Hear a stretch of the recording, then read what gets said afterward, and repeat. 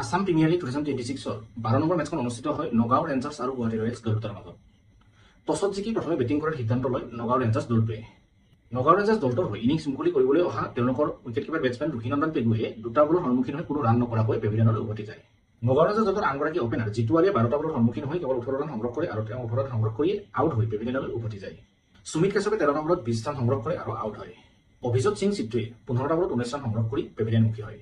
অনুৰাগ তালুকে 2টা বলত সন্মুখীন হৈ 1 ৰান কৰি পেভিলিয়নলৈ উভতি যায়। বিশাল ৰয়ে 21টা বলত 21 ৰান সংগ্ৰহ কৰি আউট হয়। নগাঁও ৰেঞ্জাৰ্ছ দলটোৰ লোৱাৰ অৰ্ডাৰ বেটছমেন ধ্ৰুৱ বৰাই 20টা বলত সন্মুখীন হৈ 23 ৰান সংগ্ৰহ কৰে। আনহাতে আনগৰাকী লোৱাৰ অৰ্ডাৰ বেটাৰ ভাৰ্গৱ দত্তই 32টা বলত বহুমূলীয়া 42 ৰান সংগ্ৰহ কৰে। ভাৰ্গৱ দত্তই 2টা 4 আৰু 4টা 6ৰ সহায়ত এই 42 ৰান সংগ্ৰহ কৰিবলৈ সক্ষম হয় আৰু ভাৰ্গৱ দত্তৰ এই 42 ৰানৰ সহায়তে নগাঁও ৰেঞ্জাৰ্ছ দলটোৱে 150 ৰানৰ যি সীমা সেয়া অতিক্ৰম কৰিবলৈ সক্ষম হয়। ভাৰ্গৱ দত্তই 42 ৰান কৰি নট আউট হৈ থকাৰ পৰিৱৰ্তে সুনীল লাচিতে 3টা বলত 1 ৰান কৰি নট আউট হৈ থাকে। গুৱাহাটী ৰয়েলছ দলটোৰ হৈ বাস্তৱৰে 4 অভাৰত 29 ৰান খৰচ কৰি 3টা উইকেট দখল কৰিবলৈ সক্ষম হয়। আনহাতে গুৱাহাটী ৰয়েলছ দলটোৰ আন এগৰাকী বলাৰ দীপক গোহাঁয়ে 4 অভাৰত কেৱল মাত্ৰ 19 ৰান খৰচ কৰি 3টা উইকেট দখল কৰিবলৈ সক্ষম হয়। দীপক গোহাঁয়ে তেওঁৰ পাৰফৰ্মেন্সৰ যি ধাৰাবাহিকতা সেয়া কিন্তু অক্ষুণ্ণ ৰাখিবলৈ সক্ষম হৈছে। গুৱাহাটী ৰয়েলছ দলটোৰ আন এগৰাকী বলাৰ মৃন্ময় দত্তই 4 অভাৰত 29 ৰান খৰচ কৰি এটা উইকেট দখল কৰিবলৈ সক্ষম হয়।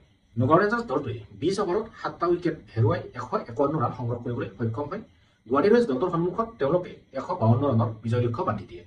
152 ৰানৰ বিজয় লক্ষ্য অনুসৰণ কৰিবলৈ অহা গুৱাহাটী ৰয়েলছ দলটোৰ অপেনাৰ ৰোহিত সেনে 1 ৰান কৰিয়েই পেভিলিয়নমুখী হয়।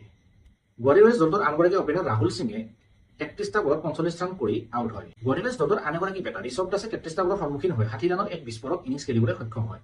ঋষভ দাসৰ ইনিংছটোত আছিল 8টা 4 আৰু এটা 6। গুৱাহাটী ৰয়েলছ দলটোৰ যুৱ বেটছমেন নিবিড় ডেকাই 9টা বলৰ সন্মুখীন হৈ 14 ৰান সংগ্ৰহ কৰি পেভিলিয়নমুখী হয়। গুঞ্জনজ্যোতি ডেকাই 20টা বলৰ সন্মুখীন হৈ 17 ৰান কৰি নট আউট হৈ থাকে। ৰাজ আগৰৱালে 5টা বলৰ সন্মুখীন হৈ 1 ৰান কৰে আৰু তেওঁ আউট হয়। নিপন ডেকাই 7টা বলৰ সন্মুখীন হৈ 11 ৰান সংগ্ৰহ কৰি আৰু নট আউট হৈ থাকে। নগাঁও ৰেঞ্জাৰ্ছ দলটোৰ হৈ 4 অভাৰত 37 ৰান সংগ্ৰহ কৰি 3টা উইকেট দখল কৰিবলৈ সক্ষম হয় তেওঁলোকৰ বলাৰ অক্ষয় দেখাই। আন এগৰাকী বলাৰ ৰাহুল সিঙে 4 অভাৰত 21 ৰান খৰচ কৰি এটা উইকেট দখল কৰিবলৈ সক্ষম হয়। নগাঁও ৰেঞ্জাৰ্ছ দলটোৱে বান্ধি দিয়ে 152 ৰানৰ যি বিজয় লক্ষ্য সেই বিজয় লক্ষ্যত গুৱাহাটী ৰয়েলছ দলটোৱে 18.3টা বল খেলিয়ে অতিক্ৰম কৰিবলৈ সক্ষম হয়। গুৱাহাটী ৰয়েলছ দলটোৱে কেৱল মাত্ৰ 5টা উইকেট হেৰুৱাই তেওঁলোকৰ যি বিজয় লক্ষ্য সেই বিজয় লক্ষ্যত উপনীত হ'বলৈ সক্ষম হয়। গুৱাহাটী ৰয়েলছ দলটোৱে নগাঁও ৰেঞ্জাৰ্ছ দলটোক 5 উইকেটৰ ব্যৱধানত এই খেলখনত পৰাস্ত কৰিবলৈ সক্ষম হয়। আসাম প্ৰিমিয়াৰ লীগ 2026 পূৰ্বৰ যিসমূহ মেটছ আছে সেই মেটছসমূহৰ তুলনাত যদি আমি এই মেটছখনক তুলনা কৰোঁ তেনেহ'লে আমি দেখিবলৈ পাম যে এই মেটছখনত বোলাৰসকলৰ সমান্তৰালকৈ বেটছমেনসকলৰ যি প্ৰদৰ্শন সেই প্ৰদৰ্শনো কিন্তু কিছু পৰিমাণে উন্নত বুলি আমি ক'ব লাগিব। 11 নম্বৰ মেটছখনত বেটাৰসকলৰ প্ৰদৰ্শন যথেষ্ট ভাল আছিল তুলনামূলকভাৱে বাকী মেটছসমূহৰ তুলনাত, কিন্তু এই 12 নম্বৰ মেটছখনত বেটাৰসকলৰ যি প্ৰদৰ্শন সেয়া কিছু উন্নত হোৱা আমি দেখিবলৈ পাইছোঁ। আশা ৰাখিম বোলাৰসকলৰ সমানে সমানে বেটাৰসকলৰ যি প্ৰদৰ্শন সেই প্ৰদৰ্শনো ভাল হ'ব।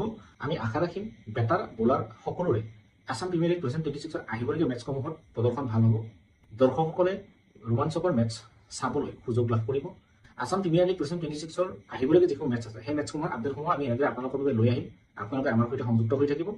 আপোনালোকে চেনেলটোলৈ যদি নতুনকৈ আহিছে তেনেহ'লে চেনেলটো ছাবস্ক্ৰাইব কৰিবলৈ নাপাহৰিব। আগন্তুক অন্য এখন মেটছৰ আপডেট অতি সোনকালে আপোনালোকক লগ কৰাৰ প্ৰতিশ্ৰুতি আজিলৈ ধন্যবাদ।